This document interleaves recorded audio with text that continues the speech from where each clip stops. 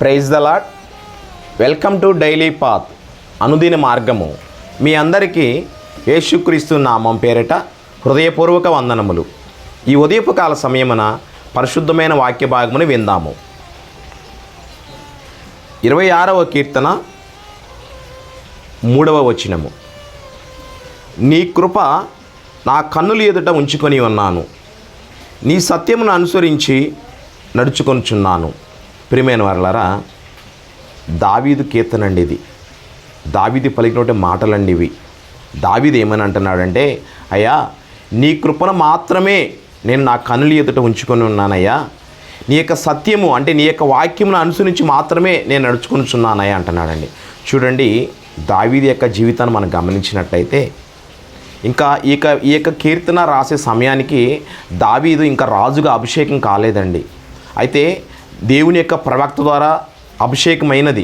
దావీదు ఇశ్రాయేలు ప్రజలకి రాజుగా అవుతాడని చెప్పి, కానీ సౌలుకు కనబడకుండా ఆయన దేశముల చుట్టూ కూడా అరణ్యముల చుట్టూ కూడా తిరుగుతూ ఉన్నాడండి. అయితే దావీదుకి ఎంతో యుద్ధ నైపుణ్యత ఉంది.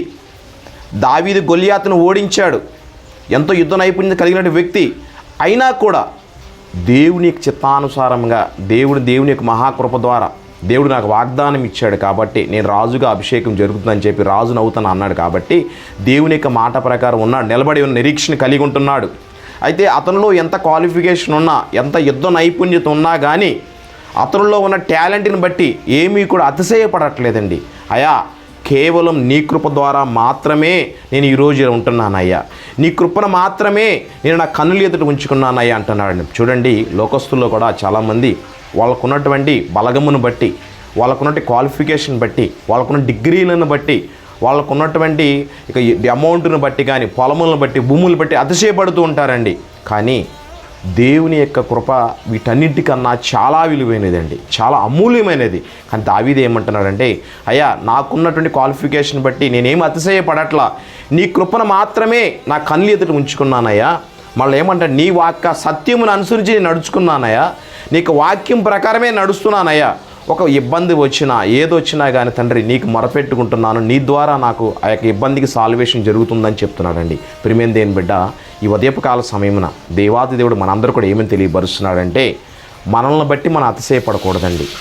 మనల్ని బట్టి మనం అతిశయపడు, దేవుని కృప ద్వారా మాత్రం నేను ఇలా ఉన్నాను కాబట్టి అయ్యా నీ కృపను నేను కన్నుల ఎదుట నా కన్నుల ఎదుట ఉంచుకుంటున్నాను, నీకు వాక్యం ప్రకారం నడుస్తున్నాను, నీకు వాక్యం ప్రకారం నడుస్తాను అని చెప్పి ఉదయకాలం మనం తీర్మానం చేసుకున్నట్టయితే దేవాది దేవుడు దావీదుని ఏ విధంగా దీవించి ఆశీర్వదించాడో మనలందరినీ కూడా ఆయన దీవించాలనుకుంటున్నాడు. మనమందరము కూడా వాక్యం ప్రకారం నడవాలని చెప్పి దేవునికి వాక్యం మనకు సెలవిస్తుంది. దేవుడి యొక్క వాక్యం దేవుడు దీవించి ఆశీర్వదించును గాక. ఆమేన్. Praise lord.